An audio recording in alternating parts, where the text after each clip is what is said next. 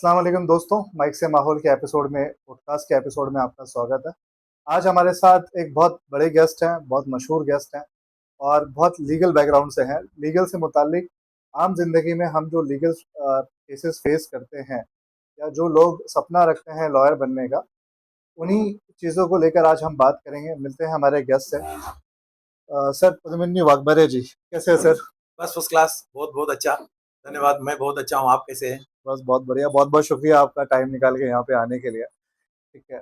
So overall sir, आपकी इस podcast में हमें जो लोगों को, जनता को अवेयर करना है, जो वकीलों से, सरकारी अधिकारियों से बहुत जल्दी डर जाते हैं। ठीक है, आम जनता उनके पास मदद के लिए कम, उनको लगता है कि शायद ये हमें ज़्यादा चीज़ें इन्फॉर्म नहीं रखेंगे या हमें दोबारा अटका देंगे या केस हम पे बैकफायर हो जाएगा। और दूसरा, लीगल आज से नहीं है, सालों से चल रहे आ रहा है। एक ज़माने से लीगल के बैटल्स और बहुत सारे लॉयर्स ने बहुत कुछ अचीव किया है। इस फील्ड में कितना कंपटीशन है, इस फील्ड में घुसना जितना आसान है, उसमें सक्सेस भी क्या उतनी आसान है। इसकी डार्क रियलिटी क्या होती है, इसमें स्ट्रगल्स कितने होते हैं। तो शुरू करते हैं आपकी जर्नी से। आपकी जर्नी कैसे शुरू हुई लीगल में? आपने क्या बचपन से ही मान लिया था कि लॉयर बनना है?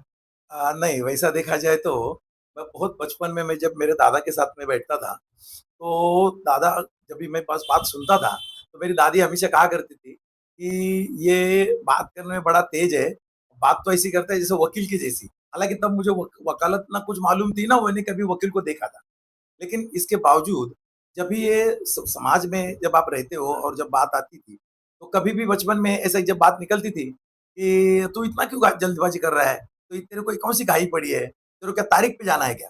तो उस समय तक मुझे ये नहीं मालूम था कि तारीख मतलब कोर्ट की तारीख, और कोर्ट की तारीख ये सबसे अहम जिंदगी में एक एक मायना रखती है। और इंसान को कोर्ट की तारीख के लिए बहुत ही हमेशा भागना चाहिए, दौड़ना चाहिए और समय पे पहुंचना चाहिए। तो ज़िंदगी का मुकाम भी अब इसी तरीके का है कि आपको अगर आगे बढ़ना है, तो हमेशा पहली बात तो ये सोच के चलना चाहिए कि हम कानून के दायरे में रहें। जितना आप कानून के दायरे में रहेंगे, उतना ही आप अपनी निजी ज़िंदगी को बड़े आराम से जी सकते हैं। दूसरी बात, जब आपने ये बात कही कि ये ऑफ़िसर लोगों की, कि जब ये कोई पुलिस ऑफ़िसर हो या किसी भी कोई गवर्नमेंट ऑफ़िस में कोई ऑफ़िसर हो, तो उनके लोग थोड़ा डर के रहते हैं। हालाँकि वैसा भी डरने की ज़रूरत नहीं है। जैसा ये सिटीज़न चार्ट आ गया जब से, तब उनके ऊपर भी काफ़ी हद तक नागरिकों की सनद, जो उसको मराठी में ज़्यादा अच्छी तरीके से बोला जाता है, नागरिकांची सनद। तो ये जो सिटीज़न चार्ट आ गया, वो चार्ट के मुताबिक बड़े-बड़े ऑफ़िसर के ऊपर भी ज़िम्मेदारी डाली गई है, और अमुक एक दिनों के अंदर में उन्होंने जवाब देना चाहिए, उसमें कार्रवाई करनी चाहिए, और ये सब बातें उनकी ज़िम्मेदारी बढ़ाती है, हालाँकि कम नहीं करती। तो हमको अगर कानून की थोड़ी बहुत जानकारी अगर हमें लिया, बेसिक जानकारी भी अगर एक आम इंसान को है, हम्म। तो आराम से वो किसी के साथ में भी बड़े रिलैक्स से बात कर सकता है। किसी को उसको प्रेशर में किसी के आने की ज़रूरत नहीं है, ना उसको अपना प्रेशर किसी के ऊपर क्रिएट करने की ज़रूरत है।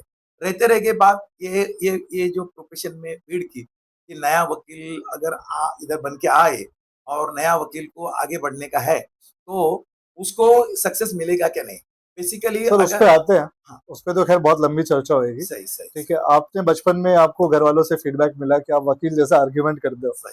ठीक है, फिर उसके बाद कितने देर के बाद, मतलब आप ग्रेजुएशंस में डिसाइड किया आपने कि 12th के बाद, कि फैमिली में कोई लीगल में था आपके? नहीं, मैं तो फर्स्ट जनरेशन लॉयर हूँ। मेरे फैमिली में कोई वकील नहीं था, और ग्रेजुएशन करते-करते ही मैंने सोच लिया था कि एलएलबी कंप्लीट कर लेते। हम्म। हालाँकि हुआ एलएलबी के मेरे 2 साल पूरे होने के बाद, मैं जो एमपीएससी का एग्ज़ाम देके पास होके मुंबई पुलिस कमिश्नरेट में मुझे जॉब मिला। तो ये मैं समझता हूँ कि वो मेरी वकालत की वो नींव थी, और ऊपर वाला चाह रहा था कि अगर तुझे वो अच्छा वकील बनना है और अच्छा खासा क्रिमिनल वकील बनना है, तो उन्होंने पहले से ही मेरा इंतज़ाम कर दिया। वो एमपीएससी पास होके मुझे पुलिस कमिश्नरेट के ऑफ़िस में जॉब मिला, और वहाँ मैं रहते-रहते लास्ट ईयर मैं जब एंटी करप्शन में जॉब कर रहा था, तो एंटी करप्शन ऑफ़िस में मैंने 1 महीना छुट्टी लेके मेरा लास्ट ईयर का मैं कंप्लीट कर पाया, 3rd ईयर एलएलबी, और जैसा कंप्लीट कर दिया, तो मैं तुरंत इस्तीफ़ा देके वकालत में आ गया। तो आपने पुलिस विभाग में काम किया है, एंटी करप्शन में काम किया और वकालत में भी आप काम कर रहे हैं। सही, सही। ठीक है, मतलब वकालत आपने ग्रेजुएशन के बाद 2 साल कंटिन्यू की, हाँ, साइमल्टेनियसली आपको जॉब मिल गया करेक्ट। पुलिस कमिश्नर्स में। हुँ, हुँ। तो उसमें आपका कैसी थी जर्नी, मतलब वो तीनों प्रोफेशंस में, एंटी करप्शंस में या पुलिस विभाग में या वकालत में, तीनों में आपको क्या पसंद है? ये बेसिकली ऐसा था कि मैं जब लॉ कर रहा था, और लॉ करते-करते मुझे जब पुलिस में जॉब मिला, तो उसमें ये हुआ कि वहाँ एक पुलिस नोटिस एक पब्लिश होती है। ये पूरे पुलिस कमिश्नर के ऑफिस में एक नोटिस जाता है, हर एक पुलिस स्टेशन में उसकी कॉपी जाती है। वहाँ पे कहाँ पे बंदोबस्त भेजना है और क्या-क्या कलम है, कौन से केस में वो बंदोबस्त जाएगा। तो वो नोटिस जब मेरे हाथ में आती थी, तो मैं सबसे पहला वो देखता था कि ये कौन से कलम के लिए केस जा रहा है। तो मैं बुक निकाल के वो देखता था कि मैटर कितना सीरियस है, ये कौन-सा, मैं रिलेट करता था, मैं अपने काम से रिलेट मैंने मेरे वकालत की पढ़ाई से और प्रैक्टिकल पुलिस की नोटिस से मैं एक रिलेट करता था कि क्या मैंने प्रैक्टिकल कैसा ये आगे बढ़ते हैं ये लोग, और वो समझ के फिर मेरा इंटरेस्ट और बढ़ते गया। क्रिमिनली क्यों सर? सिविल के भी मैटर्स होते हैं, डोमेस्टिक भी होते हाँ, वो हैं। 2-3 रीज़न है कि देखिए अभी सिविल क्रिमिनल में जैसा अभी ये डिवोर्स का मैटर है, वो सिविल में माना जाता है, कि वो फैमिली कोर्ट है। लेकिन जनरली अगर किसी औरत-मर्द का झगड़ा होता है और 498 जैसे मैंने दहेज के लिए छल का अगर केस होता है, तो एक वो केस करने वाली औरत होती है। औरत ने अगर अपने हस्बैंड के खिलाफ केस किया, तो उसके पास उस एक ही रास्ता बनता है कि मैं एंटीसिपेटरी बेल के लिए जाऊँ, प्री अरेस्ट बेल के लिए जाऊँ, और वो प्री अरेस्ट बेल के लिए गया और उसको बेल मिलने के बाद जैसा वो बाहर आता है, सबसे पहले उसका टारगेट रहता है कि अभी इसको छोड़ूँगा नहीं, अभी बीवी को तो मैं उसके साथ रहूँगा ही नहीं, और वो तुरंत अपना डिवोर्स का केस फाइल कर देता है। तो अल्टीमेटली ये दोनों मैटर एक बार एक-दूसरे से कनेक्ट हो जाते हैं। तो भले वो सिविल है और ये क्रिमिनल है, लेकिन वो एक-दूसरे से जुड़ जाते हैं। तो ऑटोमैटिकली काम इसी तरीके से करना होता है। हम्म, और जैसा बहुत अच्छा सवाल आपने पूछा कि सिविल में क्यों नहीं और क्रिमिनल में क्यों? इसका एक रीज़न है, अगर आप बहुत फास्ट सोच सकते हैं, तो आपके लिए क्रिमिनल वकालत बेस्ट प्रोफेशन रहेगा, क्योंकि वहाँ पे समय नहीं रहता है। वो इमीडिएट आपको जवाब देना रहता है। विटनेस अगर बॉक्स में है, कोई किसी भी गुनाह के अंदर ऑफिस में कोई विटनेस कोर्ट में आया है, समझो मर्डर का मैटर है, और उसमें अगर विटनेस कोर्ट में आया है, विटनेस जब कोर्ट में आता है, तो वो जब जो पुलिस की स्टोरी है, जो उसका स्टेटमेंट पुलिस ने रिकॉर्ड किया, वो स्टेटमेंट की बात उसको पहली बोलना है, उसको एग्जामिनेशन इन चीफ बोला जाता है। तो वो एग्जामिनेशन इन चीफ में वो जो बोलता है, उसको हमको क्रॉस करना है कि वो जो बोला है वो कैसा झूठ कैसा है। वो हमको, मैंने वकील को, डिफेंस लॉयर को पर्टिकुलरली वो काम करना पड़ता है। लेकिन मैं नया वकील को या आम जनता को भी ये बात बोलना चाहूंगा कि वो जो बात है वो वहां तुमको बहुत ज्यादा समय नहीं रहता है। तुमको इमीडिएट उसको सवाल करना है। अपनी जो वो केस के जो आपने जो स्टडी किया है वो विटनेस आने के पहले वो आपको वहां पे साबित करना है। इसके अलावा जज साहब को भी वो बात लगनी चाहिए कि वकील साहब एकदम सही पूछ रहे हैं, और विटनेस को भी ऐसा लगना चाहिए कि मैं अगर झूठ बोल रहा हूँ तो यार मेरा झूठ पकड़ा जा रहा है। हम्म, ये सब बातें बहुत फास्ट दिमाग, क्विक आंसर जिसको करने को आता है, वो वकील क्रिमिनल में 100% सक्सेस होगा। और दूसरी बात, सिविल का जो विषय होता है, तो सिविल में थोड़ा स्लो काम चलता है कि आज अगर समझो मैं कोई एप्लीकेशन कोर्ट में दायर करता हूँ, सामने वाला वकील को एक ही बात है, माय लॉर्ड ये कॉपी उन्होंने अब भी मुझे दिया है, अभी मैं अगले तारीख को इसका जवाब दाखिल करूंगा। तो अच्छा। उसके पास अगली तारीख तक आराम से समय है, फुर्सत है, और फुर्सत में वो अपना काम कर सकते हैं। मतलब तारीख पे तारीख जो चलती है वो सिविल में ज्यादा चलती है, सिविल में ज्यादा चलती है, सिविल में ज्यादा क्रिमिनल में चलती है, कम चलती है। क्रिमिनल में कम चलती है। वो क्रिमिनल में और भी कम हो सकती है कभी, जब अगर किसी को अरेस्ट किया है और वो अरेस्ट करने के बाद बंदे को अगर बेल नहीं मिल रहा है, तो कानून में ये प्रावधान है कि उसकी तारीख 14 दिन के अंदर ही रखा जाना चाहिए, अच्छा। और हर 14 दिन के अंदर उसकी तारीख रहेगी। और क्रिमिनल वकील का और एक एक other side of the coin वो ये भी है कि क्रिमिनल वकील को अपना पर्सनल लाइफ जीने का बहुत कम मौका मिलता है। उसका रीजन ये है कि अगर कोई कस्टडी में है और 14 दिन में एक तारीख पड़ेगी, वो तारीख में अगर वकील का अपना पर्सनल कुछ भी काम निकला और उस दिन वकील नहीं पहुंच पाया, तो वो बंदा जो अंदर है उसको तो वापस तारीख पढ़ के वापस उसको जेल में जाना है। तो 1 महीना उसका तो केवल वकील बीच में एक दिन नहीं था, उसके लिए वो 1 महीना उसको जेल में रहना जेल में पड़ रहा है। रहना था। तो वो गलत है, और वकील ने ये बात का हमेशा ध्यान रखना चाहिए, क्योंकि वो किसी के लिए उसकी जिंदगी से जुड़ा हुआ सवाल को हल करने में, सुलझने में वो मददगार है, और वो ऐसा अपने गैरहाजिर रह के या अपना कारण के काम का बहाना बता के वो टाइम पास नहीं करना चाहिए। वो अपने मुवक्किल के ऊपर वो अन्याय कर रहा है, ऐसा मैं समझता हूँ। ये बिल्कुल बहुत बेसिक सवाल पूछूंगा सर। ठीक है, कितने टाइप के कोर्ट है एक्चुअल में? कोर्ट देखिए, ये तो पहला तो सुप्रीम कोर्ट ऑफ इंडिया, ये टॉप कोर्ट इन इंडिया है। उसके बाद में हर एक स्टेट में एक चीफ कोर्ट होता है, वो हाई कोर्ट होता है, उस स्टेट का हाई कोर्ट होता है। वो हाई कोर्ट के नीचे फिर ये सेशंस कोर्ट होते हैं और सिटी सिविल कोर्ट होते हैं। तो सिटी सिविल कोर्ट में सिविल के मैटर चलेंगे और सेशंस कोर्ट में क्रिमिनल के मैटर चलेंगे। उसके अलावा एक स्मॉल कॉजेस कोर्ट भी होता है, जहाँ पे रेंट के जो केसेस होते हैं, जो लैंडलॉर्ड और टेनेंट इनके बीच में जो भी वादावादी होती है, वो स्मॉल कॉज कोर्ट में चलते हैं। इसके अलावा लेबर कोर्ट भी है, कि जो कई इंडस्ट्रियल कोर्ट जिसको बोला जाता है, तो वो इंडस्ट्री में जो कोई इंडस्ट्री में और कामगार के इंडस्ट्रियलिस्ट और कामगार इनके बीच में जो होती है अनबन, वो लेबर कोर्ट में चली जाती है। उसके अलावा फैमिली कोर्ट होता है, जो फैमिली के मैटर, जो भी फैमिली डिस्प्यूट है, मैट्रिमोनियल डिस्प्यूट्स, वहाँ पे डिवोर्स होगा, वो रिस्ट्रीब्यूशन ऑफ कंजुगल राइट, मैंने बीवी बोलती है मुझे रहना है, या तो हस्बैंड बोलता है मैं बीवी को रहने के लिए लाना चाहता हूँ, और वो आती नहीं है, ऐसे टाइम में वो एक केस होता है सेक्शन 9 के तहत में। इसके अलावा फिर कस्टडी मैटर रहते हैं, इसके अलावा मेंटेनेंस के मैटर रहते हैं। इस तरीके के कोर्ट ये यहाँ पे है। इसके अलावा भी एक म्युनिसिपैलिटी का कोर्ट है, जहाँ पे जो भी रोड पे आपने कचरा फेंका, या कचरा नहीं उठाया, या कचरा मिक्स किया है, और जो म्युनिसिपैलिटी ने एक्शन लिया है आपके खिलाफ में, वो जो म्युनिसिपल कोर्ट रहते हैं, तो जैसे सिंधेवाड़ी कोर्ट है यहाँ पे बड़ा फेमस अपना सेंट्रल लाइन में, तो वहाँ 2 कोर्ट है, वो 2 कोर्ट में ये इस तरीके का काम चलते हैं। तो हर कोर्ट के लिए वकालतनामा एक ही है कि हर चीज के लिए अलग अलग वकील होते हैं? नहीं, ये तो बात ये भी बड़ा अच्छा सवाल है आपका, कि ये हर काम के लिए वकील अलग होते हैं क्या? तो बेसिकली वकील अगर शुरू में जिस हिसाब से काम करते हैं, और वो उन्होंने हमेशा एक्सपर्टीज अपने आप में लेने की कोशिश करना चाहिए, वो एक्सपर्ट बनने की कोशिश करना चाहिए, उसके लिए उनको पढ़ना पड़ेगा, केस का स्टडी करना पड़ेगा, और क्लाइंट भी उनके पास वैसे आने चाहिए। कभी-कभी ऐसा होता है कि वकील बोलेगा कि मैं खाली हाई कोर्ट में केस करूँगा और हाई कोर्ट में लड़ूँगा, और क्लाइंट एक भी नहीं आएगा। वो एक दिन अपने खुद के सर्वाइवल के लिए वो हाई कोर्ट छोड़ देगा, और नीचे वो कोई कोर्ट में, दूसरे कोर्ट में जाके वकालत करेगा। ये भी एक बात है उसमें, क्योंकि यहाँ पे फिक्स ऐसा कुछ कहाँ से पैसा नहीं आता है।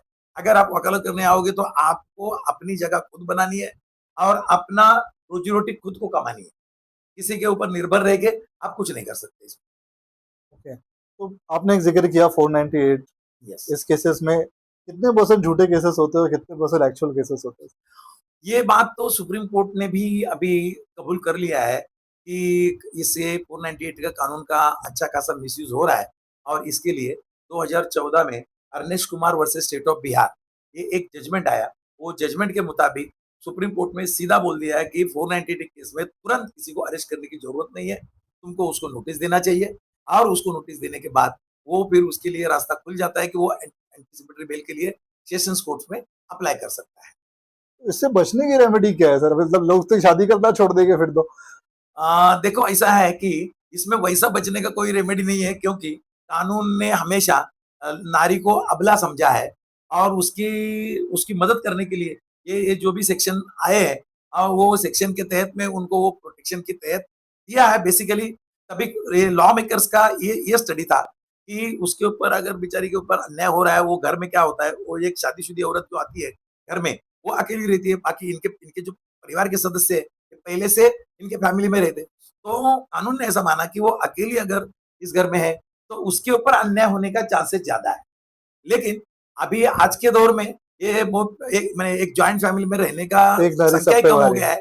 संख्या कम होने की वजह से वो अभी यहाँ तक बात आती है कि जैसा वुमेन कमीशन है, तो ऐसा भी बोला जा रहा है अभी कि भैया एक ये जेंट्स का भी एक कमीशन आना चाहिए, मेल कमीशन भी आना चाहिए, और वो जल्दी आना चाहिए, ताकि औरत आदमी के ऊपर कितना अन्याय करती है, वो ये भी भी तो तो कहीं ना सामने आए कहीं रिकॉर्ड लोगों हो को। जाए।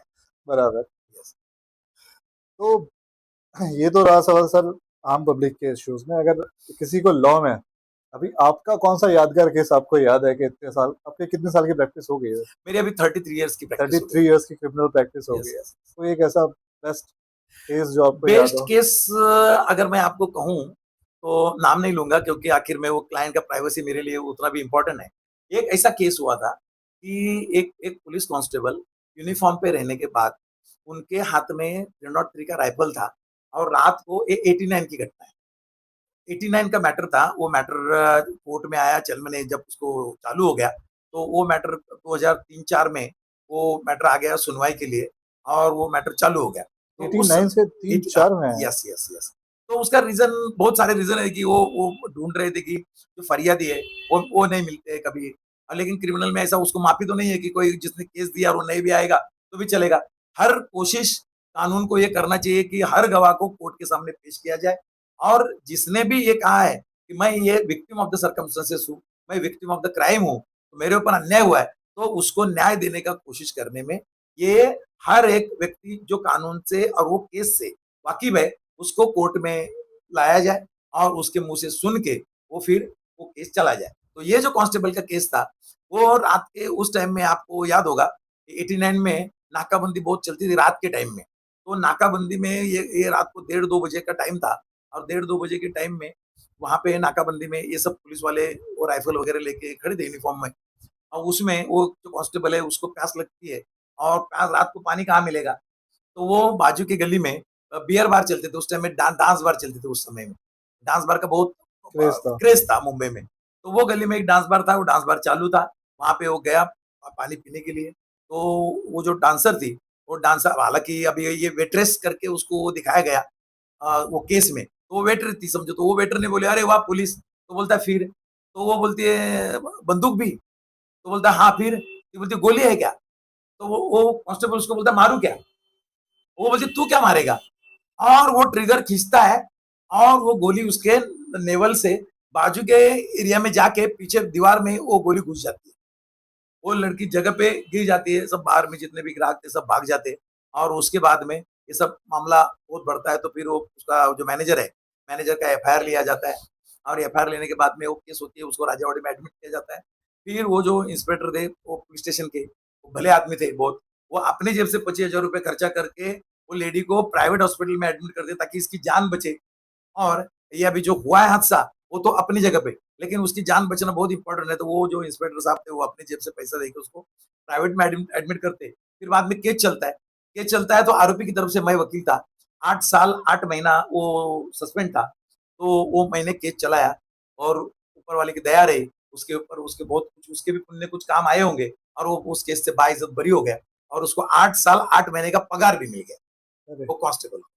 ये मेरे लाइफ की बहुत अहम केस मैं समझता हूँ क्योंकि उसमें मैं किसी के ऊपर अन्याय तो नहीं किया और जो एकदम तकलीफ में चल रहा था उसको कुछ बचाने में कुछ मेरा सहयोग रहा, ये मैं अपने आप को खुशनसीब समझता हूँ। तो क्रिमिनल लॉयर में दोनों तरफ से लड़ना पड़ता है। कभी-कभी आपको पता होता है कि इसने क्राइम किया है, फिर भी आप बचाते हैं। नहीं, 2 बात है अब आपको अभी मैंने ये तो अभी हिडन ट्रुथ हो गया है कि पुलिस हर कोई केस पुलिस एकदम सच्चाई से करती है, ऐसा तो कुछ है ही नहीं है। कभी-कभी जिसका कोई केस से ताल्लुकात नहीं है, ऐसे लोगों को भी कानून के दायरे में घसीट लिया जाता है और उनके ऊपर केस डाला जाता है। उस समय में हम तो वहाँ मौजूद नहीं रहते। तो जब मैं डिफेंस लॉयर करके काम करता हूँ, तो मैं हमेशा ये सोचता हूँ कि मेरे सामने आया हुआ व्यक्ति यही अन्यायग्रस्त है, यही इसी के ऊपर ही अन्याय नहीं होना चाहिए और ये जो आया है, इसको बचाना मैं अपना फर्ज़ समझता हूँ, क्योंकि जब वो जिसको आरोपी बनाया, तभी क्या हुआ एक्चुअली वो मुझे किसी मालूम को नहीं नहीं रहता है। है। यस। तो लॉ में आज जो बच्चे जा रहे हैं या जिनका सपना है, उनके लिए कितनी डिफ़िकल्टी होती है सर? मतलब बिना किसी बड़े नाम के, बिना कोई बड़े कॉन्टैक्ट के, बिना कोई गॉडफ़ादर के, लीगल सिस्टम उनको अडॉप्ट करता है? बिल्कुल उनको अडॉप्ट करता है, उनके लिए एक एलएलबी का पूरा कोर्स पूरा होना उनके लिए बहुत इम्पोर्टेंट है। इसके अलावा उनके पास सनद होना ज़रूरी है। अगर उनका रजिस्ट्रेशन ये bar council of Maharashtra and Goa यहाँ अपने महाराष्ट्र की बात करें तो, ये एक बार हो गया, तो उसके बाद में वो वकालत कर सकते हैं। कानूनन वो कोर्ट में अपीयर कर सकते हैं। तो मेरा ये सजेशन रहेगा नए बच्चे लोग को जो वकालत में आना चाहते हैं, कि सबसे पहला आप एक अच्छा अगर आप क्रिमिनल कोर्ट में प्रैक्टिस करते हो तो क्रिमिनल लॉयर से आप संपर्क करिए। कोई सीनियर लॉयर के साथ में काम करना सीखो। उनको हर काम में उनका सहयोग दो। जब आप सीखने को जाते हो, तो अपना पर्सनल डिफ़िकल्टी क्या है, ये कभी भी उनके साथ में ज़्यादा उसके ऊपर फ़ोकस करने के बजाय, काम कैसा मैं सीखूँ, उसके ऊपर उन्होंने फ़ोकस करना चाहिए। और सीनियर शुरू में मुझे कितना पैसा देगा और उससे मेरा घर चलेगा, ये अगर सोच के आते हो तो फिर आपके लिए वकालत करना भी मुश्किल है और इस फ़ील्ड में अपना स्थान बनाना भी मुश्किल है। मैं एक्चुअल में कोई ढंग का केस मिलना भी तो इम्पोर्टेंट है। बिना किसी कॉन्टैक्ट के वो ढंग का केस लाएगा कहाँ से? अभी इसके ऊपर अगर हम सोचना चाहे, तो ये बात बहुत अहम करती है कि आपको नॉलेज कितना है। आप कल वकालत में आए हो, कल कोई आपके पहचान का कोई हो या ना हो या कोई एकदम गरीब है और उसका कोई नहीं आगे-पीछे और उसके घरवाले बोलते सर मेरा भाई है, उसका आप मर्डर का केस है आप लड़ो। तो क्या आप लड़ सकते हो? नहीं लड़ सकते। आपको एबीसीडी नहीं मालूम है कि वो ये मर्डर के केस में पहली बात ये जिस कोर्ट में मैं खड़ा हूँ, उस केस में ये केस चलेगा कि नहीं चलेगा? यही अगर मुझे नहीं मालूम है, तो मैं आगे केस क्या लड़ूँगा और क्या समझूँगा और उसको कैसा न्याय दिलाऊँगा। जितनी लॉ स्कूल की पढ़ाई है सर, वो कोर्ट में कितनी प्रैक्टिकल काम आती है, मतलब ये थ्योरी और प्रैक्टिकल का डिफरेंस कितना है? ये आपके सवाल से मुझे ऐसा लगता है कि काफी नए वकीलों को बहुत अच्छा कुछ नया सीखने और समझने को मिलेगा, क्योंकि जो हम कॉलेज में पढ़ते हैं वो बेसिक लॉ होता है। बेसिक लॉ पढ़ने के बाद में हमको तब तक ये मालूम नहीं होता है कि अभी समझो मैंने इंडियन पिनल कोड पढ़ा, वो अभी हालांकि थोड़ा पहले वाला बात है हमारा, ये तो 24 में अभी जो बीएनएस बीएनएसएस और बीएसए एक ये कानून आ गए। लेकिन अच्छा। यही जो पहले Indian penal code, criminal procedure code और इंडियन एविडेंस एक्ट, ये तीन कानून मेन चलते थे। जो नॉर्मल केस में कोर्ट्स कोर्स में अगर वकील है तो वो ऐसा बोलेगा यही मेरी भगवत गीता है हम्म। और यही मेरा मेन सीखने का तरीका है। तो आज सिलेबस क्या चेंज हो गया? आज सिलेबस ये चेंज हो गया, इंडियन पिनल कोड को अभी भारतीय न्याय संहिता ये बोला जाता है और वो 2023 का कानून हो गया। पहला इंडियन पिनल कोड जो था वो 1860 का कानून था, ये ब्रिटिशों के जमाने में बना हुआ कानून था। 1860 इंडियन पिनल कोड, उसी को गवर्नमेंट ने वो रिफॉर्म कुछ करके नया कुछ अभी आज के प्रेजेंट कंडीशन को लेके उन्होंने उसमें कुछ नया थोड़ा बहुत बदलाव करके वो उसका नाम भी चेंज किया है और वो बदलाव भी एक मैंडेटरी कर दिया है कि पुलिस ने वो जब भी वो इन्वेस्टिगेशन करेंगे उस समय में वो नया कानून के मुताबिक उन्होंने करना चाहिए। तो एक बीएनएस हो गया, भारतीय न्याय संहिता 2023, दूसरा एक भारतीय नागरिक सुरक्षा संहिता 2023 और दूसरा भारतीय साक्ष्य अधिनियम 2023। ये अभी कानून के वो पहले वाले तीन बदले हुए कानून के ये नए नाम है और नए प्रोसीजर के मुताबिक अभी केस चलेगा। तो ये जो तीन नाम हैं, अभी का जो कानूनी कार्रवाई होगी इन्हीं तीन नामों से होगी। यस, अभी इन्हीं इन्हीं नामों से होती है। ठीक है। तो इसमें प्रैक्टिकल जो टेक्स्ट बुक्स जो अभी पहले थी वो रिलेवेंट हो गई है, इररिलेवेंट हो गई है? नहीं नहीं, पक्का रिलेवेंट होगी, पक्का relevant। कुछ कुछ सेक्शन खाली उसमें डिलीट कर दिए और कुछ नए सेक्शन ऐड कर दिए। और पहले कैसे था, एक एक सेक्शन का एक एक डेफिनेशन, तो एक एक सेक्शन दिया जाता था, तो अभी वो एक ही सेक्शन में सब डेफिनेशन लाने की वजह से पहले इंडियन पिनल कोड के 511 कलम हुआ करते थे, अब उस वही भारतीय न्याय संहिता के अंडर में वो 358 हो गए। ऐसा वो कम इसलिए हुए कि जो डेफिनेशन का जो कलम थे अलग अलग अलग अलग, वो कलम उतने कैंसिल करके एक एक कलम के अंदर में 1 2 3 4 5 6 7 ऐसे नंबर दिए गए। तो पहली जनरेशन के लॉयर आप हैं। यस। पहली जनरेशन के लॉयर्स के साथ एक डिसएडवांटेज होता है, कॉन्टैक्ट लिस्ट शुरू से बनानी पड़ती है। मैं ऐसा कुछ नहीं है, अभी मेरा मेरा पर्सनल अगर मैं बात करूं तो मैं घाटकोपर में रहने के लिए आया 15 अगस्त 1975, जिस दिन शोले पिक्चर रिलीज हुआ। अच्छा। तो उस दिन मैं जब रहने के लिए आया तो चाली में मेरा घर था, 8 बाय 9 स्क्वायर फीट के घर में हम मेरी पूरी फैमिली, माँ, माताजी, पिताजी और भाई बहन रहते थे हम लोग। और वो स्लम में घर था, तो स्लम में एक एक एक प्लस पॉइंट, हम लोग कभी दुखी होके बोलते हैं मैं तो स्लम में रहता हूँ, मैं तो स्लम में रहता हूँ, लेकिन स्लम में एक बड़ा प्लस पॉइंट क्या है, तुम घर के बाहर निकलो तो लोगों से मिलना जुलना शुरू होता है। यहाँ तक कि तुमको टॉयलेट में जाना है तो घर से बाहर ही टॉयलेट रहता है, तो वहां तक जाने तक तो तुमको और 4 लोग मिलेंगे, 10 लोग मिलेंगे, टॉयलेट में भी लाइन रहती है, वहां भी 2 4 लोगों से बातचीत होती है। तो कम्युनिकेशन जो है वो स्लम में बहुत ज्यादा है, पहचान भी स्लम में बनाने में बहुत आसान है। और हमको कोई भी चीज का नेगेटिव साइड लेके नहीं चलना चाहिए और दुखी होकर नहीं चलना चाहिए, मैं कुछ नहीं कर सकता हूँ, मैं स्लम में रहता हूँ। और जो भी टॉप के लॉयर है, जो सीनियर लॉयर है और जो सीनियर मोस्ट लॉयर है, जो गाउन सीनियर काउंसिल का गाउन होल्ड जो करते हैं, वो वैसे लॉयर, वो तो हमेशा वो तो बड़े बड़े टावरों में रहेंगे, अच्छे खासे एरिया में रहेंगे, और फिर उनके बच्चे को वकालत में सेट होना बहुत आसान भी है, क्योंकि काम रेडीमेड उनके हाथ में काम है और रेडीमेड गाइडेंस घर में है। वो चलते चलते गाड़ी में बैठे बैठे भी उनके पिताजी या उनका भाई उनको सिखा सकते हैं। और यहाँ स्लम में यहाँ से भागदौड़ करने के लिए पहले मैं तो बस पकड़ने का है, दौड़ दौड़ के बस पकड़ना है, वो बस मिलती कि नहीं, यहाँ से जो स्टार्ट है फिर उतरने के बाद में भी चलना पड़ेगा, क्योंकि बस क्या कोर्ट के सामने खड़ी नहीं रहती है। तो ये जो तकलीफ है, ये तकलीफ उठाने में समय भी जाता है, और ये समय जाने की वजह से थोड़ा ऐसा लगता है कि अभी मैं ध्यान कैसा दे पाऊंगा, मैं कर कैसा पाऊंगा। लेकिन हमने हमारे मन से ये सोचना चाहिए कि मैंने अगर इसमें मुझे जाना है तो मुझे इसका मुकाम हासिल करना ही है, और वो करने के लिए जितनी भी तकलीफ उठानी पड़े वो मैं उठाऊंगा। ये जब तुम दिल में ठान लोगे तो निश्चित रूप से आप अपना मुकाम हासिल कर सकते। मैं एक्चुअली इसी पे आ रहा था, घाटकोपर से निकलकर एक बड़े चैम्बर तक पहुंचना, एक बड़ा नाम हासिल करना, ये आपकी किस्मत रही कि आपकी जिद रही?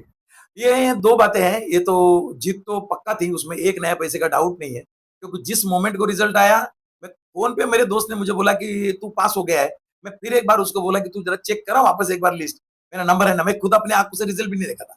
वो बोला अरे भाई मैं तेरे को बोल रहा हूँ तू पास हो गया। मैंने उसी दिन इस्तीफा देके मैं नौकरी के बाहर आ गया। यहाँ तक कि मैंने अपनी मिसेज को भी नहीं पूछा कि अरे मैं अभी इस्तीफा दे रहा हूँ, गवर्नमेंट की नौकरी है, क्या करेगा, कैसा करेगा? तो वो कभी बात नहीं आई। मैं मेरे माइंड में एकदम पक्का था कि मुझे वकील बनना है और तो बन के रहना ही है। सही है। तो शुरुआत में कितनी बार ऐसा हुआ कि पॉकेट खाली था और मस्त सूट बूट पहन के कोर्ट जाना पड़ता है? मालिक का करम रहा, ये ऐसा कभी एक बार भी नहीं हुआ। और आज मैं बड़े मैंने ऊपर वाले का शुक्र अदा करके बड़े दिल से कहना चाहूँगा कि आज तक मुझे कभी कोर्ट में जाके क्लाइंट ढूँढने का समय भी नहीं आया। अच्छा। लोग एक बार आप मैं अपने ईमानदारी पे हमेशा कायम रहा और यही सोच के कि अगर लोग जो जो बोला किया जाता है कि वकील फूटते हैं, वकील अपना ज़मीर बेचते हैं, वकील सामने वाले से मिल जाते हैं और उससे वो पैसा कमाते हैं, इसके लिए वो जल्दी बड़े होते हैं। तो मैं इस बात में कभी विश्वास किया ही नहीं। मैं हमेशा ये सोचता था कि तुम जिसका फाइल पकड़ा है, उसके साथ में अगर तुम जिसके साथ में भी तुम आज खड़े हो, दुनिया पूरी उसके उसके कायनात पूरी उसके खिलाफ में अगर हो, तो भी तुमको उसका साथ नहीं छोड़ना चाहिए, क्योंकि तुमने उसको ये वादा दिया है कि मैं तेरे साथ हूँ और वो भरोसा उसका नहीं टूटा, तो वही दूसरे लोगों को लेके आया अपने पास। वो एक जीता हुआ केस का क्लाइंट वो और 10 लोगों को लेके आता है। ये इस बात के ऊपर मेरा विश्वास है और इसके लिए हर टाइम में मैं जीतने का ही कोशिश करता हूँ और जीतने के लिए पूरी जान लगा देता हूँ। तो वकालत में सक्सेस को आप क्या मानेंगे? कानून की समझ या क्लाइंट का मैनेजमेंट? नहीं, 2 बातें हैं बेसिकली। क्लाइंट का मैनेजमेंट तो इसमें कुछ नहीं होता है, वो तो क्लाइंट के ऊपर निर्भर करता है। कभी-कभी ऐसा होता है आप बहुत मेहनत करते हैं कोई केस में और फिर भी वो सुखी नहीं रहता है। फिर भी वो बोलते रहता है, "अरे सर ऐसा करना चाहिए था, अरे सर आपने ऐसा किया था।" मैं ये बात को मैंने कभी कही, ऐसा ऐसा भी किया है कि भैया तेरे को बहुत बड़े वकील की ज़रूरत है। तू एक काम करे, पेपर तू पकड़ और तू तेरे हिसाब से कोई अच्छा वकील ढूँढ और तू समाधानी जब तक नहीं होता है तब तक तू तू जीतने का कोई चांस नहीं है। ये बात हमेशा मैंने क्लाइंट को कहा है। ठीक है। आप जितने कॉमन बैकग्राउंड से आए, एक क्रिमिनल लॉयर तक पहुंचे, इसमें आपके साथ किस्मत, पैशन, जिद तो थी। अभी आप जो यंग जनरेशन देख रहे हैं, उसमें क्या कमी है? यंग जनरेशन में अगर आप माने तो कंसिस्टेंसी बहुत ज़रूरी चीज़ है। वो कंसिस्टेंट रहना नहीं चाहते। मैं अभी देखता हूँ ऐसा, अभी परसों ही एक मैटर आया मेरे पास, अपील मैं फाइल किया हूँ अभी सेशन कोर्ट में। तो जो ट्रायल कोर्ट में, जो एमएम कोर्ट में, जेएमएफसी कोर्ट में जो वकील ने केस चलाया, वो वकील ने काफ़ी हद तक केस का स्टडी किया ही नहीं, ऐसा मेरा मानना है। और किया भी रहेगा तो वो केस सामने रख नहीं पाया। ये दूसरा एक विषय है। और तीसरा विषय ये है कि वो ओवर कॉन्फिडेंस में भी गया होगा कि कोई फ़र्क नहीं पड़ता, ये तो कोई केस है ही नहीं है, ये तो ऐसे ही छूट जाएगा। तो ऐसा कभी कुछ नहीं होता है। जो केस तुम्हारे हाथ में है उसको हर पहलू को आपको टच करना चाहिए। हर पहलू में अंडर एनी सर्कमस्टेंसेस आपके क्लाइंट का नुकसान ना हो, ये आपके माइंड में पहले से होना चाहिए और वो होने के लिए तुमको केस स्टडी होनी चाहिए और तुमको समय देना चाहिए। नहीं तो नए-नए बच्चे अभी जो कोर्ट में आते हैं वो तो ऐसा समझते हैं कि मेरे को ना किसी सीनियर की ज़रूरत है, ना मुझे कुछ सीखने की ज़रूरत है, ना कोई समझने की ज़रूरत है। मैं कल खड़ा रह के इमीडिएट सवाल पूछ सकता हूँ। उसमें क्या है? क्या पूछना है उसमें? वो जो बोला है, वो खाली वो झूठ है, इतना ही मेरे को करना है और उसका सवाल इतना ही पूछना है। ये तो आप जो बोल रहे हैं वो झूठ है। आज आप झूठी गवाही दे रहे हैं और आपको इस केस के बारे में कुछ भी मालूम नहीं है। पुलिस के कहने के ऊपर आप कोर्ट में आए हो और आज झूठ बोल रहे हो। कहानी खत्म। इससे कभी केस जीता नहीं जा सकता। केस का अपने आप में भी एक स्टडी करना चाहिए। जैसा अभी कोई कोई एक मारा-मारी का केस है। अगर वो केस है तुम्हारे हाथ में आने के बाद में, वहाँ एक रहता है स्पॉट पंचनामा। जिसको बोलते हैं घटनास्थल पंचनामा। वो घटनास्थल पंचनामा जब तुम पढ़ते हो, तो तुमको लगता है इधर से क्या, इधर से तो कुछ वो ये क्या, ये मैदान है, मैदान में मारा-मारी हुआ है, पुलिस ने वो मैदान से कोई भी चीज़ बरामद नहीं की है, तो बस इसमें क्या है, उतना ही पूछना है। तुम गए ही नहीं, तुमने वहाँ किया नहीं, तो ऐसा नहीं होता। अगर वो मैदान है तो जो 10 गवाह बाकी के जो बोल रहे हैं कि मैं वो गली से आया, वो कॉर्नर में मैं खड़ा था, जहाँ मारा-मारी चल रहा था, तो कौन से समय में घटना हुई है? अगर ये घटना रात के 12 बजे हुई है, तो तुमको रात को 12 बजे वो स्पॉट पे जाना चाहिए। वो समय में, उस समय में वहाँ लाइट है क्या? वो जो गली बोल रहा है, वो गली एक्चुअली एक्चुअली है क्या नहीं गली? क्या पुलिस ने बोला है इसके लिए तुम बोलोगे यार तुम गली में नहीं थे, इतना पूछने से नहीं होगा। वहाँ कोई दुकान है क्या? वो दुकानदार ज अगर वो मैदान के बगल में जो दुकान में से वो मैदान दिखता है, तो ऐसा कोई वो उस समय में कोई दुकान चालू रखता है क्या? अगर दुकान चालू रखता है तो वहाँ कोई आदमी को गवाह क्यों नहीं बनाया?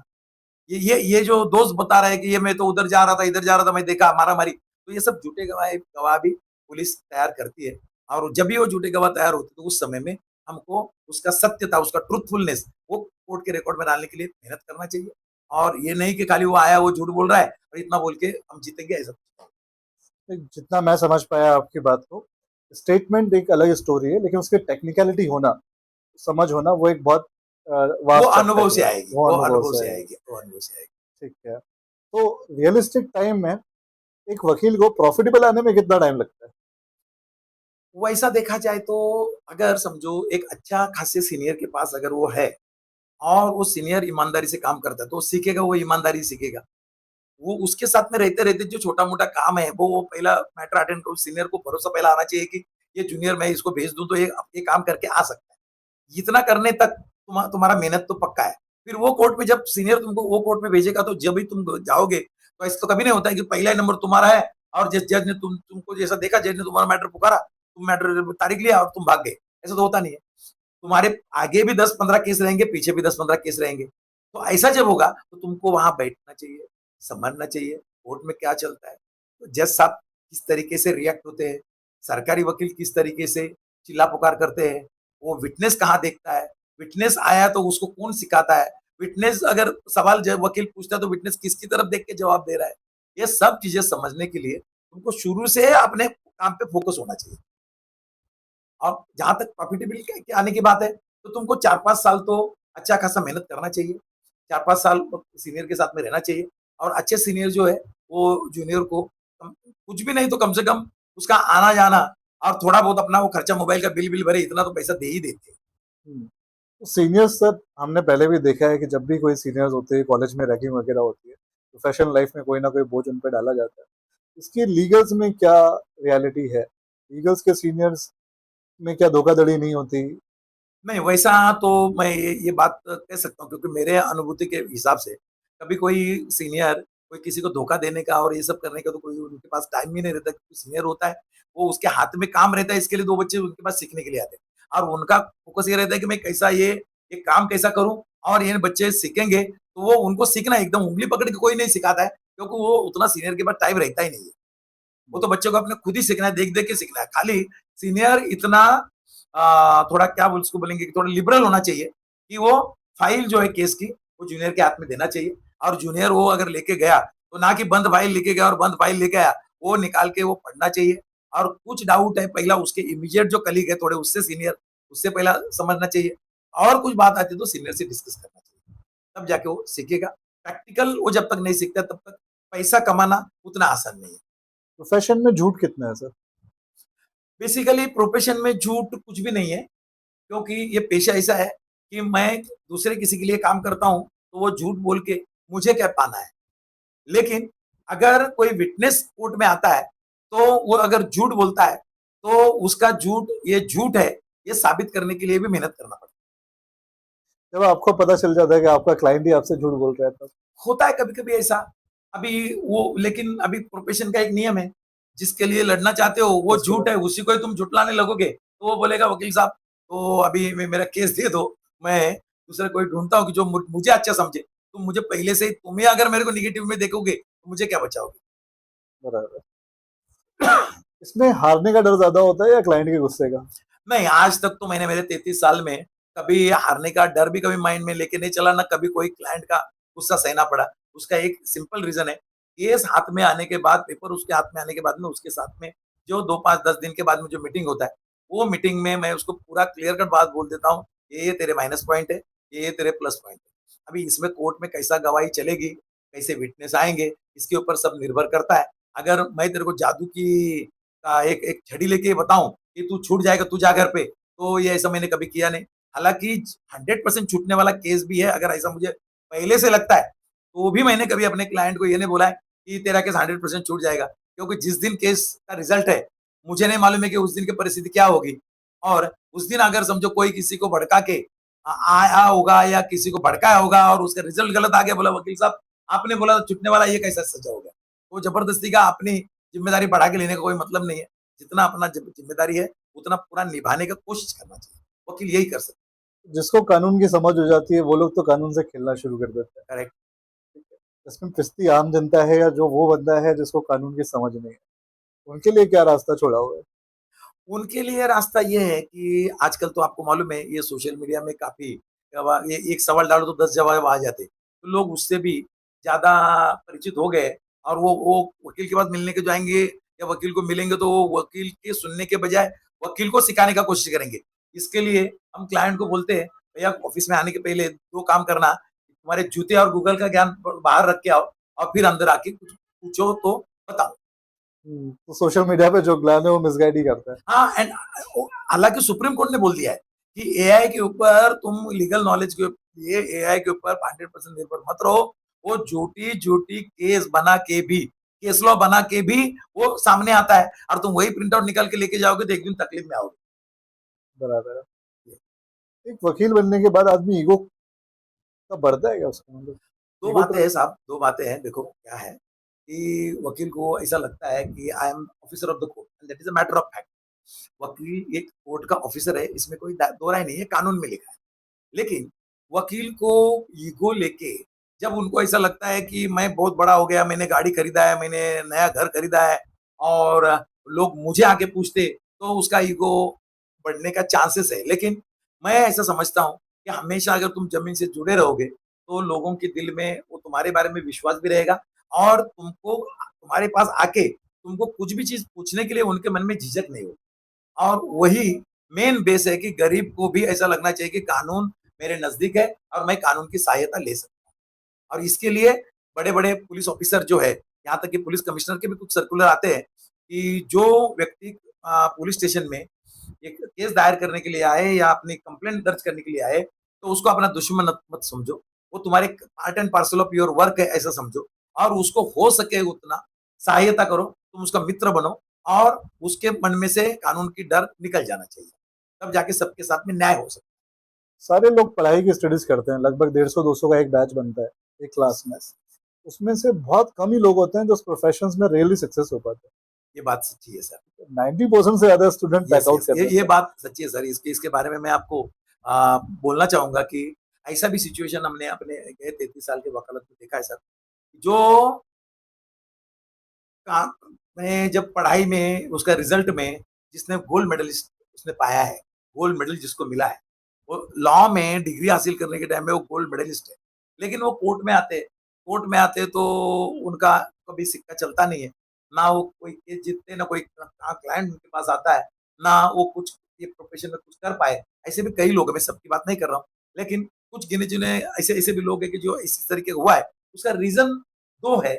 एक तो आपने जब वकालत में आते हैं तो आप कितना पढ़े, कैसे पढ़े, कितना परसेंटेज मिले, ये भूल के तुम उसकी जो केस है, जो क्लाइंट की जो केस है, उस केस में अपने आप को डिसॉल्व करो और वो उसके जगह पे खड़े रह के सोचो और वो तुम करने लगोगे तब तुम जीतने का और वो केस चलाने में ज़्यादा अच्छा खासा तुम वो सक्सेस पा सकते हो। और ये सक्सेस का रीज़न यही है कि बहुत कम लोग सक्सेस हो पाए। एक तो कम्युनिकेशन स्किल ये वकालत में बहुत इम्पोर्टेंट है। दूसरी अपनी बात रखने को भी आपको बहुत इम्पोर्टेंट बहुत सीधी तरीके से आना चाहिए। और अपनी बात रखने के लिए मैं ऐसा समझता हूँ कि जितना तुमको बुक समझ में नहीं आना चाहिए, उससे कई गुना ज़्यादा तुमको जज समझ में आना चाहिए। क्योंकि जज साहब का जो रिएक्शन है, क्योंकि आखिर में रिजल्ट कौन देगा? जी जज देगा। साहब देंगे। तो जज साहब अगर आपको रिजल्ट देंगे तो वो कैसा रिएक्ट होते हैं, वो आपको सीखना चाहिए, समझना चाहिए। एक मैं सवाल पूछा, मैं विटनेस को सवाल पूछने के बाद में अगर जज साहब के चेहरे के ऊपर कुछ इस तरीके का आने लगा, अरे क्या पूछते, काय के लिए टाइम पास कर रहे हो? तो अपने को वो क्वेश्चन का फॉर्म चेंज करना चाहिए, क्वेश्चन की दिशा चेंज करनी चाहिए और उसकी जो लंबाई है सवाल की, वो कम करनी चाहिए। मोटा-मोटा ये तो समझ में आया सर हाँ सर। कि आदमी की प्रैक्टिस ही उसको प्रैक्टिस मेक मैन परफेक्ट, ठीक है, वो आगे बढ़ाती है। बट फेल होने का 90% से ज़्यादा रीज़न कैसे है? मतलब क्या ऐसी गलतियाँ लोग कर रहे हैं वकालत लेने के बाद, कि वो सक्सेस ही नहीं हो पा रहे? वो उसका एक रीज़न ये है कि जब बंदा ये सोच के चलता है कोर्ट में, मुझे सब आता है, मुझे किसको पूछने की ज़रूरत नहीं है। और कोई अगर तुमको कोई बताता भी है अपने सामने से, कोई बताता भी है, तो भी वो बोलता है, मुझे सिखाने की ज़रूरत नहीं है, मुझे सब मालूम है।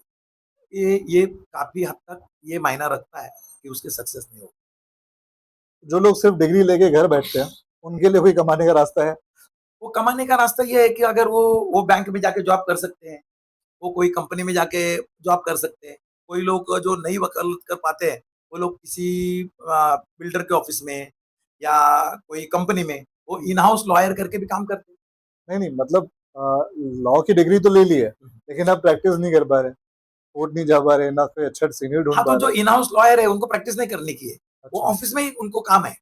वो एग्रीमेंट एग्रीमेंट बनाने का है, कोई किसी का नोटिस बनाने का है, या जो कंपनी के लिए वो वकील लड़ते हैं उनके पास ये पेपर लेके जाना है, उनसे ब्रीफिंग करना है, एक्चुअली क्या हुआ है वो तुम बताओ, बाकी कानून में क्या करने को मैं देखूंगा, ऐसा वो जो एक्चुअल प्रैक्टिसिंग लॉयर है वो ये समझाते हैं उनको कि तुम खाली क्या हुआ है वो मुझे बताओ, उसको बोलते हैं ब्रीफिंग।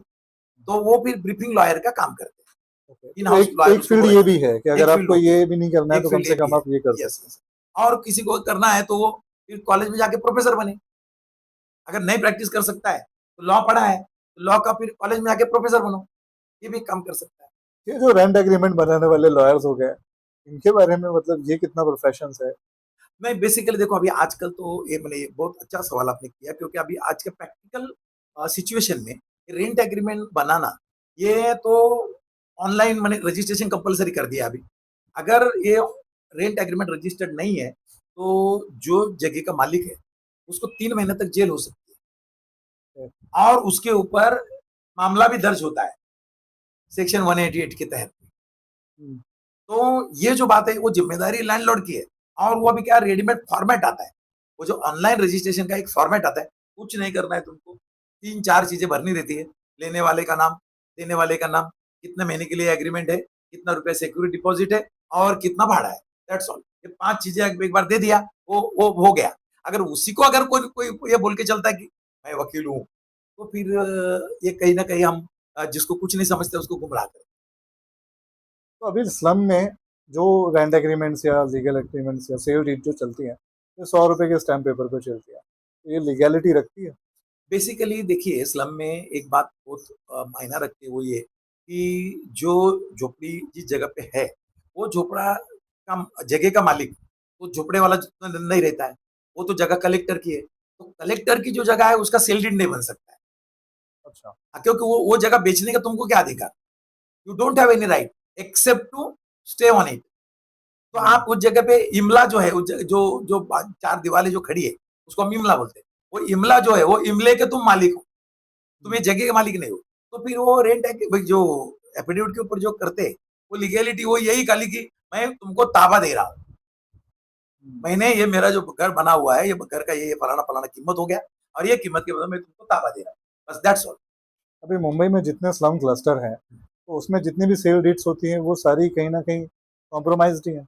101%। ठीक है, तो यस यस। इसमें जो ट्रांजैक्शंस है, आजकल तो लाखों में कीमत हो गई है करेक्ट। किसी की भी। तो कोई आदमी अगर लाखों का घर ले रहा है, तो किस भरोसे पे लेगा कि उसका घर टूटेगा नहीं? घर तो टूटने का तो कभी भी चांस है, लेकिन आपको ये भी मालूम है कि गवर्नमेंट हमेशा एक 10 साल के बाद में एक कानून लाती है कि ये साल के ये साल जैसे पहले आया था ये 1/4/1985, उसके बाद में आया 1/1/90, उसके बाद में आया 1/1/95, उसके बाद में आया 1/1/2000, उसके बाद में आया 1/1/2005, फिर उसके बाद में आया 1/1/2011।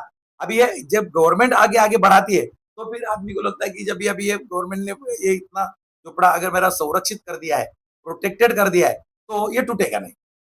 ओके, तो अभी जितने लैंड्स की क्लैरिटी की होती है, तो ये लैंड क्लैरिटी कैसे ली जा सकती है? किसी वकील से, विभाग से? मतलब अगर आदमी किसी को कोई प्रॉपर्टी लेनी है, जैसे मुमरा के बहुत से केसेस हैं कि पूरी बिल्डिंग की बिल्डिंग आदमी डिमोलिश कर दे रही है, ठीक है, बहुत सी बिल्डिंगों के नोटिस आ चुके हैं।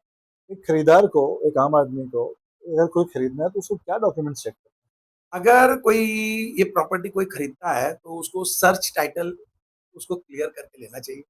ये उसके लिए एक बेसिक ये है कि ये जो जगह है, जो जिस बिल्डिंग में मैं वो खरीदना चाह रहा हूँ, तो वो जो है वो जगह की ओनरशिप किसके पास है, यानी कन्वेंस किसके पास है, जो जगह पे भी बिल्डिंग बनी। समझो एक्स आदमी ये जगह का मालिक है और उसने बी को बोला कि तू डेवलपमेंट राइट ले ले और इस जगह पे एक बिल्डिंग बना के दे, तो वो एक्स ने ये बी को खाली डेवलपमेंट राइट बेचा है, क्या उसको कन्वेंस देके यही बिल्डर ओरिजिनल बना है, और जो क्लेम कर रहा है कि मैं ये जगह का मालिक हूँ, तो उसके भी प्रॉपर्टी के वो जो जगह है लैंड है उसके भी 30 साल पीछे 30 साल का कम से कम सर्च टाइटल लेना चाहिए कि वो पहले किसके नाम पे था, क्या इन्होंने कोई ये जगह पे किसी का नाम नहीं इसके लिए अपना नाम चढ़ा के तो नहीं लिया है? तो ये ऐसा होता है। फिर उसके बाद में बात आती है कि ये जगह का वो प्लान अप्रूव हुआ है क्या? ये जगह को कमेंसमेंट सर्टिफिकेट मिला है क्या? बिल्डिंग बांधने का परमिशन मिला है क्या? फिर ये बिल्डिंग बांधा तो फिर बाद में उसका ओसी मिला है क्या? अगर ओसी नहीं मिला है तो इसका मतलब कहीं ना कहीं ये बांधकाम में जो अप्रूव्ड प्लान है उसके खिलाफ काम किया गया है, और वो अगर खिलाफ काम किया है तो टूटने के चांसेस इसमें ज्यादा है। ये तो वो प्रॉपर्टी है सर जो रेरा रजिस्टर्ड है। यस। ठीक है, जो गाउटन प्रॉपर्टीज चलती है उनका क्या? वो भी अभी तो करोड़ों में पहुंच गई है। हाँ, तो उसके लिए अभी कम से कम जमीन का मालिक है। हाँ। वो जो समझो कभी खेत में बिल्डिंग बनाते जो गांव खेड़े में खेत में बिल्डिंग बनाते तो फिर ये देखना चाहिए कि उसमें इन्हें किया है क्या। और इन्हें नहीं किया तो खेत का घर है क्या, ये बिल्डिंग कमर्शियल बिल्डिंग बना के बेच रहा है, तो ये सब चीजें देखना बहुत जरूरी है। तो इन सब के लिए वकालत का प्रोफेशन ही एक हंड्रेड एंड वन रास्ता परसेंट एक बचता है। अच्छा वो उसी फील्ड में काम करने वाले वकील का सलाह लेना बहुत जरूरी बहुत अच्छा लगा सर आपसे बात करके, काफी ज्ञान मिला, समझ में आया। ठीक है, अगली जनरेशन को क्या एडवाइस देंगे आप? है। मैं अगली जनरेशन को ये एडवाइस जरूर दूंगा कि बेसिकली अगर आप चाहते हो कि मैं वकालत में अपना कुछ नाम कमाऊं, तो सबसे पहला तुमको पैसे के पीछे नहीं भागना चाहिए। तुमको नाम कमाने का है तो नाम के पीछे भागो, पैसा अपने आप आएगा। अपना जो एक क्लाइंट मिला है उसी को इतना प्रेम भाव से उसके साथ में रह के उसका काम करके दो, उसको जिता के दो, और जो भी तुम्हारी फीस है तय हुई है वो हमेशा उसी फीस में रह के काम करने की कोशिश करो, ना कि उल्टा सीधा बोल के उल्टा सीधा पैसा निकालने का कोशिश करो। और कभी ये मत देखो कि उसका कितना रुपया उसको लाभ हो रहा है और इसके लिए मुझे उसमें से कुछ मिलना चाहिए। ये भावना रख के आप कभी सक्सेस नहीं हो सकते। एक और मन में ख्याल आता है सर, क्रिमिनल लॉयर बनना जितना फैसिनेटिंग लगता है, क्रिमिनलों के साथ उठना बैठना उतना भारी भी तो पड़ सकता है। 101% ऐसा तो अभी आपने कई उदाहरण देखे अभी अभी के कि वकीलों के भी मर्डर हुए हैं, वकीलों के ऊपर जानलेवा हमला हुआ है। ये भी तो है, ऐसा नहीं है। लेकिन अभी मैं भी जो गैंगस्टर लोगों के साथ में काम किया, उनका मैं वकील रहा, तो वो समय में भी मैंने कभी ऐसा महसूस नहीं किया कि उनसे अपने को कुछ डर है। हालाँकि वो बहुत जो जितने भी बड़े गैंगस्टर रहेंगे वो ज़्यादा आपको ज़्यादा रिस्पेक्ट से बात करते हैं। क्योंकि वो ये समझते हैं कि जो बाहर हुआ, हुआ, लेकिन अंदर अगर मुझे इसमें बचना है, तो यही मेरे लिए आगे रह के काम करके देने वाले हैं। और बड़े प्रेम से, बड़े रिस्पेक्ट से बात करते हैं और तुम्हारा फीस भी पूरा मिलता है।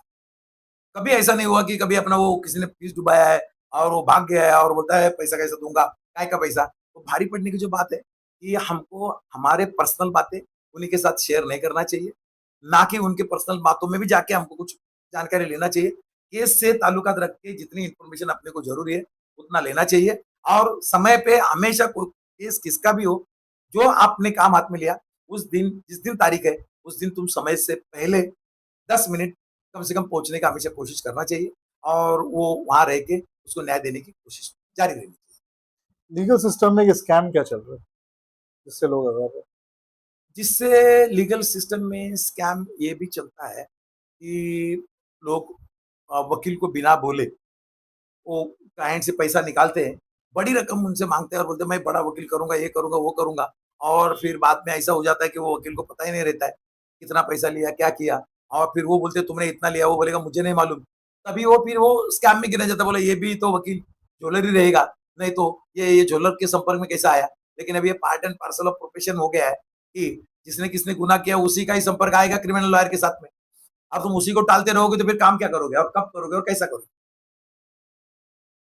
ठीक है, तो इसमें एजेंट्स का बड़ा रोल रहता है। हालाँकि ऐसा कुछ ज़रूरी नहीं है, एजेंट का बड़ा रोल रहता है। कुछ-कुछ लोग जो होते हैं, वो एजेंटगिरी करते हैं, लेकिन वकील ने जिस दिन उसके ध्यान में आया कि ये फलाना आदमी एजेंट का काम करता है और वो अपना खुद का अपना जो एक प्रेस्टीज है, वो प्रेस्टीज को हार्म कर सकता है, तो उसने उससे दूरी बना के रखने को शुरुआत करनी चाहिए। ठीक है, हमारे इस पॉडकास्ट में एक राउंड होता है सर, अल्फाज on fire, which is rapid round fire. Okay. ठीक है, तो सोचने का समय, वैसे भी आप वकील हो तो आपके पास तो एक्सपर्टीज है। ठीक है, तो कुछ सवाल होंगे, कुछ तीखे भी होंगे, तो उसका ट्राई कीजिएगा जितने जल्दी आप हुँ। जवाब दे पाए। नए वकील को नाम बनाना चाहिए या बैंक बैलेंस? बैंक बैलेंस की कोई ज़रूरत नहीं है, नाम बनाना चाहिए, बैंक बैलेंस उतना होना चाहिए जितना जीने के लिए ज़रूरी है, और वो जब नया-नया वकालत में आएगा तो उसने कभी ये नहीं सोचना चाहिए कि मेरे शौक पूरे होने चाहिए। नया-नया वकालत में आएगा उसको ये सोचना चाहिए कि मेरी ज़रूरतें पूरी होनी चाहिए। सबसे बड़ा ईगो ट्रिप क्या होता है? वैसा जो आदमी अपने आप के ऊपर निर्भर करता है, वो कैसा डेवलप करता है अपने आप को। अगर वो मैं समझता हूँ कि ये क्लाइंट मेरे से कोई कम नहीं है, तो मेरे में ईगो आने की कोई ज़रूरत नहीं है। और जब मेरे पास ईगो ही नहीं आएगा, तो मैं किसी का सामने से होके किसी का इंसल्ट करने की ज़रूरत भी नहीं है। दोस्ती और वकालत साथ में चल सकती है? वैसा देखा जाए तो नहीं चल सकती है, कुछ हद तक चल सकती है, लेकिन रोज़ाना दोस्ती करेंगे, तो फिर खाएँगे क्या? घोड़ा अगर घास से ही दोस्ती करेगा तो खाएगा क्या? लॉ के फील्ड में सबसे बड़ा झूठ क्या होता है, लॉ के फील्ड में सबसे बड़ा झूठ वो है। जो आपने सुना हो? हाँ, तो सबसे बड़ा झूठ वो है कि जब आदमी अपने को बोलता है कि यही सच है, और जब तुमको मालूम है कि वो झूठ बोल रहा है, लेकिन तुम बार-बार उसको बोलेंगे, देख अब अभी भी समय है, तू सच बोल, लेकिन वो अपने बात पे कायम रहता है। और फिर ऐसा लगता है कि बस हो गया अभी, इससे ज़्यादा इसको पूछ के भी कुछ फ़ायदा नहीं। जज का गुस्सा कि सीनियर का गुस्सा? जज का जज का गुस्सा ज़्यादा आसान है हैंडल करना या सीनियर का गुस्सा? बेसिकली सीनियर का गुस्सा हैंडल करना ज़्यादा आसान है। उसका सिंपल रीज़न ये है कि सीनियर के साथ में तुम काम करते हो, और सीनियर भी नहीं चाहेगा कि काम बिगड़ना चाहिए। वो यही चाहेगा कि मैं जो जूनियर के ऊपर गुस्सा निकालता हूँ, वो उसके पीछे मेरा प्यार भी है, उसके पीछे मेरी को मुझे उसको सिखाने का वो भी है। और इसके अलावा मैं अगर इसके ऊपर गुस्सा नहीं करूँ आज, तो ये दुनिया ही अगर मेरे सामने मेरा क्लाइंट अगर इसको गुस्सा करेगा, तो मुझे भी बर्दाश्त नहीं होगा। इसके लिए सीनियर का गुस्सा हैंडल करना बहुत आसान है। और जज के गुस्से की जहाँ तक बात है, तो जज का गुस्सा भी आप हैंडल करने को आना चाहिए, क्योंकि आखिर में अगर जज का गुस्सा आप हैंडल नहीं कर पाओगे, तो कोर्ट में आपकी भी थोड़ी कुछ हद तक तो बेइज्जती होती है, और वो नहीं होनी चाहिए। तो फिर क्या होता है उसमें, क्लाइंट के भी नज़र में तुम्हारी कीमत कम हो जाती मैं उसी पे आ रहा था, कितना बेशर्म बनना पड़ता है? है। नहीं, आज तक तो भगवान की दया से कभी मुझे बेशर्म बनने का टाइम नहीं आया, क्योंकि हम ऐसा कोई काम ही नहीं करते। नहीं सर, मैं क्वेश्चन उस आपके रिलेटेड नहीं कर रहा हूँ, हाँ, प्रोफेशन से रिलेटेड कर रहा हूँ। ओके। प्रोफेशंस कितना बेशर्म बेशर्म? बोलेंगे तो अभी एक बात ऐसा पकड़ के चलो कि एक जज ने ऐसा डाँट दिया वकील को, "क्या सवाल पूछ रहे हो तुम?" तो अगर वकील बोलेगा कि ठीक है फिर जाने दो साहब, नहीं पूछता हूँ। तो उस समय में थोड़ा बेशर्म होके भी तुमको सवाल पूछना चाहिए, सवाल का फॉर्म चेंज करना चाहिए, सवाल की दिशा चेंज करनी चाहिए, और सवाल की थोड़ी जो लेंथ है, वो थोड़ी शॉर्ट करनी चाहिए, लेकिन सवाल पूछना चाहिए, मतलब पॉइंट पे आना चाहिए। पॉइंट पे आना चाहिए, पॉइंट पे आना। और जज साहब को भी उस पॉइंट को लाने तक बेयर करने को अपने को भी सीखना चाहिए, और थोड़ा बहुत उनसे अपेक्षा भी करना चाहिए। Nepotism in law? नहीं, वैसा तो इस बारे में मैं कुछ खास अनुभव नहीं किया, तो उसके बारे में नहीं बता सकता। आप अपनी अगली जनरेशन को लॉ में देखते हैं? मेरे जनरेशन में लॉ में देखने का भी देखो, मुझे मेरी 2 बेटियाँ हैं। वो 2 बेटियाँ हैं मेरी, दोनों भी लॉ लॉ ग्रेजुएट हैं। लेकिन वो दोनों भी वकालत में नहीं आना चाहती। उसका एक सिंपल रीज़न बोलते हैं, "पापा आप कितना मेहनत करते।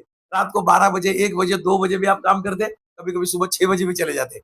रात को 2 बजे भी आते, फिर सुबह पे 6 बजे भी चले जाते।" तो ये जो होता है, ये जिसको ये मेहनत से डर नहीं लगता है, और मेहनत माने तकलीफ उठाने में, वो कभी ऐसा उल्टा नेगेटिव नहीं सोचना चाहिए। वो आदमी वकालत में आना चाहिए, और उसने मेहनत करना चाहिए। बहुत-बहुत शुक्रिया सर आपका समय निकालने का और इतना हमें धन्यवाद, समझाने का। Thank you. ठीक है, बहुत अच्छा लगा आपसे बात करके। इंशाल्लाह इसी तरह हम आगे बात मिलते रहेंगे, बात करते रहेंगे।